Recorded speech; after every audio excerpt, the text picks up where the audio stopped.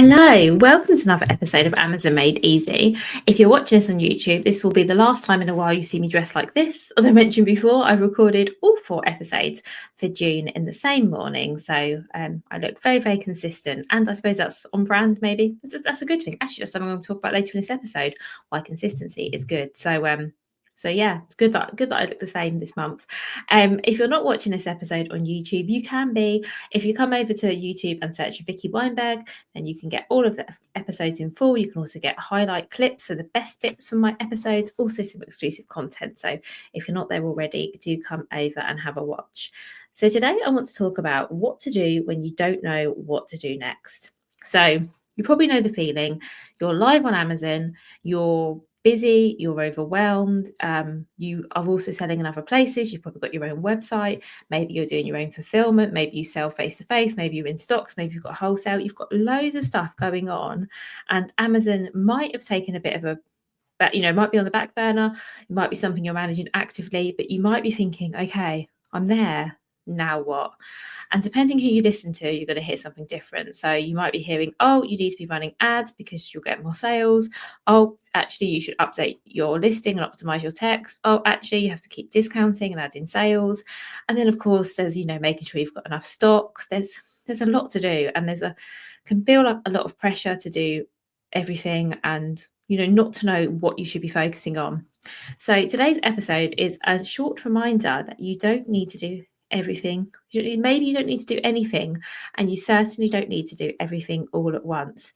If everything is good, if you're getting consistent sales, you might decide actually you're going to leave things as they are because things are good and you've got other priorities and Amazon is ticking along nicely and you're happy with that. If that's you, that's great. If it's not, if you're thinking, I'm still growing, I'm still not quite sure the level of sales I'd like, or maybe sales have dropped off and you're like, I think I need to change something, but I'm not quite sure what, then this is the episode for you. And I should mention actually that I have a free resource, which is an Amazon self-audit checklist. It's basically a list of things that you can go through and check that they're all correct on Amazon. So if you're listening to this and you're feeling that overwhelm of, oh my gosh, what on earth, what on earth do I do? What should I even be looking at? I'm going to cover a few things off in this episode, but that checklist will be really helpful because it's my full and comprehensive list of all the different metrics and different checks and things you can go and look at to make sure that, see if there are any small changes you can make to improve your performance on Amazon. So let's talk about first how to prioritize what to do. If you're like, Vicki, what do I do? Where do I start? Amazon feels new, it feels overwhelming. What do I do? Well, okay, it depends on what you're looking for. If you're looking for some quick wins, there's some really low-hanging fruit on Amazon. So, for example, updating your images. If your images are a bit out of date, I know it sounds very basic, but honestly, refreshing your main image can make a real difference, and it's something you can do very quickly. Another quick win is looking at your shipping settings. So let's say you're selling via FBM and things have slowed down. Just take a look at your settings, go onto your product pages. If you're a customer, how long is it going to take for a customer to receive your product? Is that okay? Is there a handling time on there that doesn't need to be on there? And equally, the other way around, if you're getting penalised a lot for late shipping, do you need to give yourself a bit of a grace period? Do you need to add a handling time in? That's depending on what you're looking at, whether it's you want to make more sales or maybe your delivery metrics aren't where you want to be. Those are 2 really quick things that you can look at. Medium term, the kinds of things you might want to focus on are getting reviews, and I did a whole episode on reviews that I'm going to link to in the show notes. So maybe you might decide, actually, I'm not selling as many as I'd like, but my reviews are on the low side. So for the next couple of months, that's going to be my focus, is getting everyone who buys from me to leave reviews, and perhaps even encouraging people, external to Amazon, so perhaps your existing customers, your mailing list, social media followers, to come and buy from you on Amazon with the purpose of leaving a review, and making SEO updates to your listings, adding in keywords and changing the text for the purpose of SEO.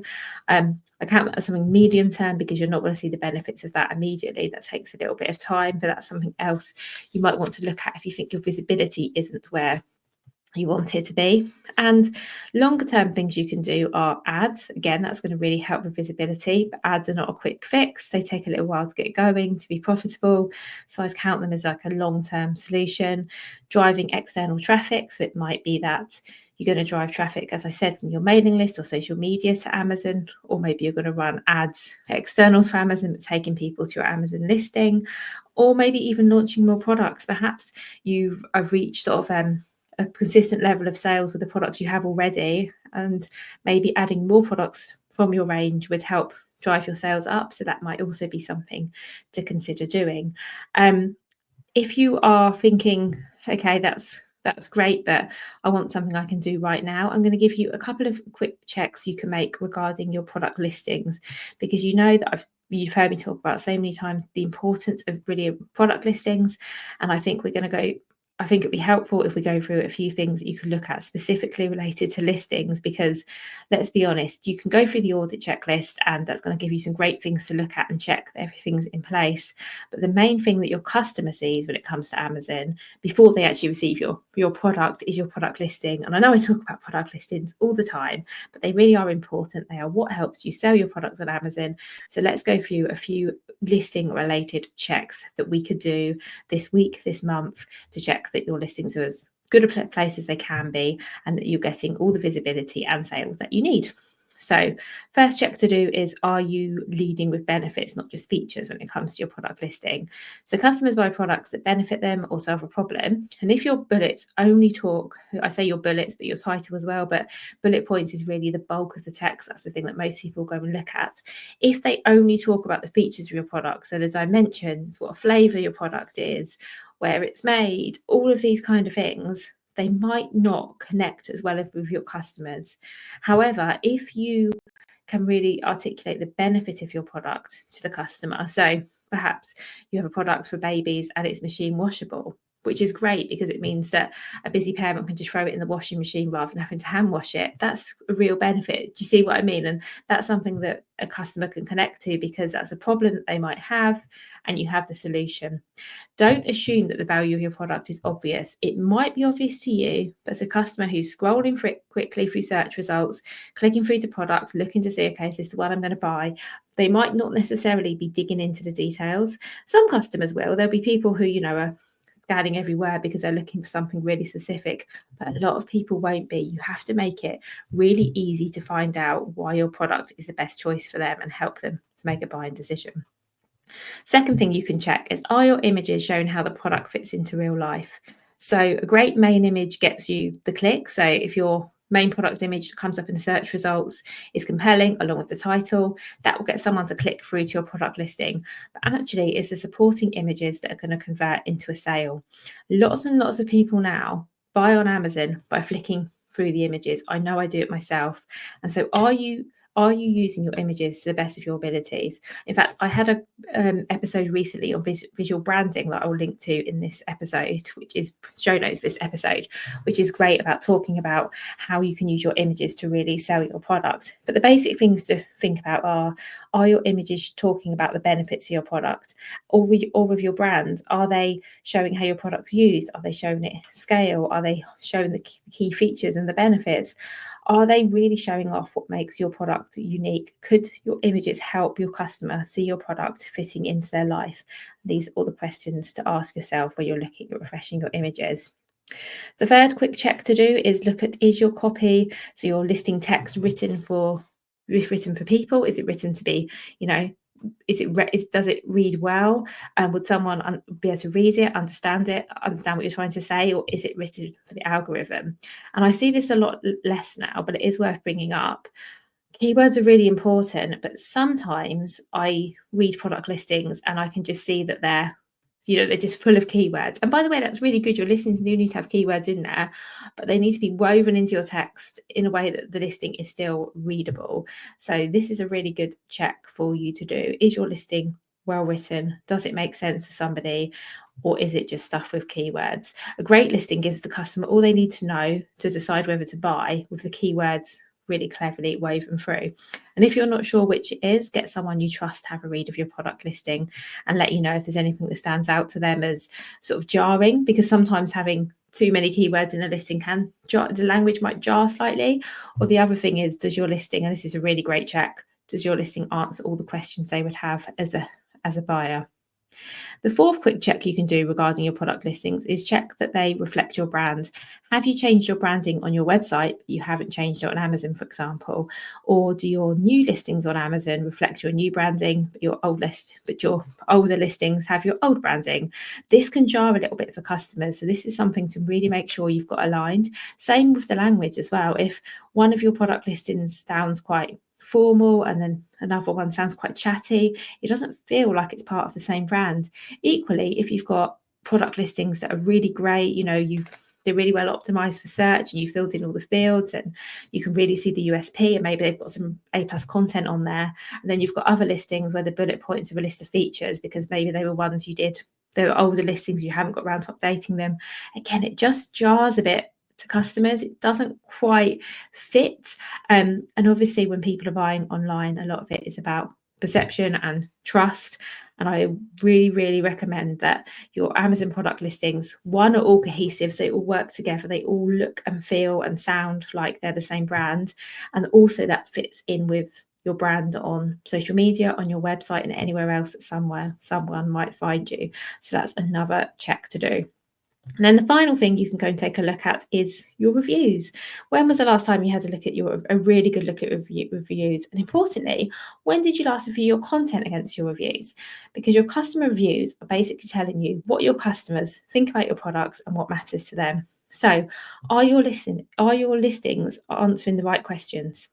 So are there things that people are saying in your reviews where you're thinking, oh, actually, I don't think I've actually told people that in my listing. If so, put that in. What do customers care about? Make sure you're using the language that they're using to show that you understand what it is they care about and what it is that they're looking for. If all of your reviews tell you that there's one feature of your product that they just love and that's the best thing ever, make sure you're highlighting that thing up front in your listing because your customers are telling you that's important. So that needs to be right up there in your title, it needs to be in your bullets, it needs to be really clear, because when we write our product listings, and I'm speaking from experience, we're so close to our products and we might think, oh, this is the reason people buy this product for this particular thing.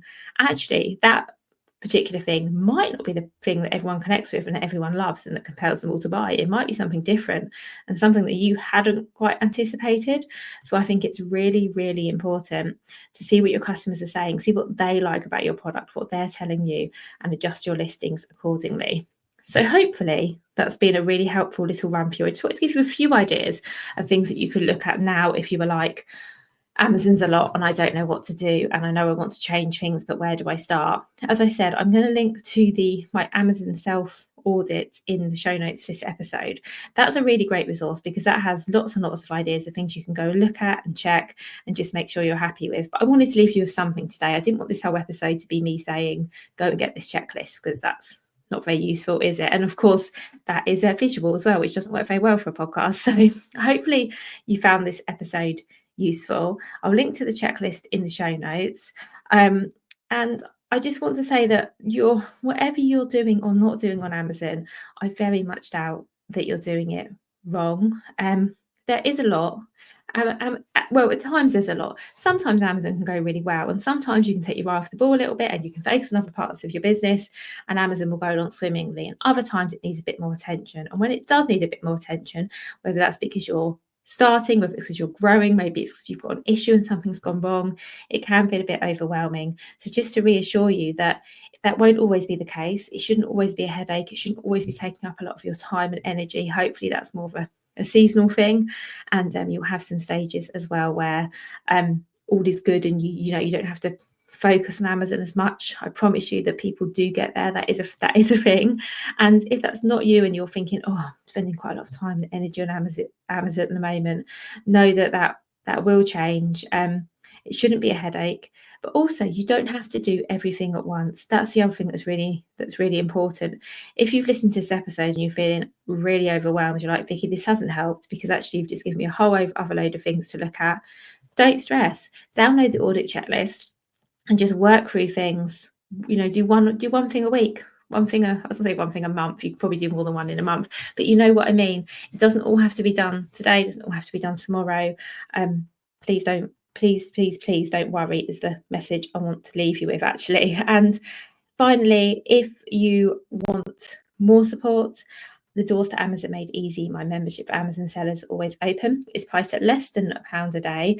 And being part of Amazon Made Easy means you never need to guess what to do next, because I can help you. We have live Q&A calls every fortnight where you can ask me your questions. You can show me things you're concerned about. We can make a plan for the things you need to do to your account, your listings together.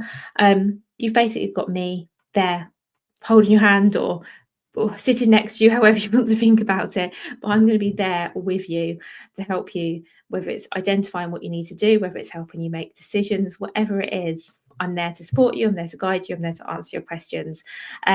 Amazon Made Easy is a lovely small community. There really aren't loads of us at the moment, which is great because it means I get to know you and your business so well. I won't forget you because, you know, there's not a community of hundreds of people. It's small enough that I'm not going to forget you. I'm going to know who you are. I'm going to know what you're doing. I'm going to remember what we spoke about last time. I'm going to know all about your business and your products. And that way I really feel like I can support you the best I can. So if you're interested, vickyweinberg.com/membership, or you can go to the link in the show notes.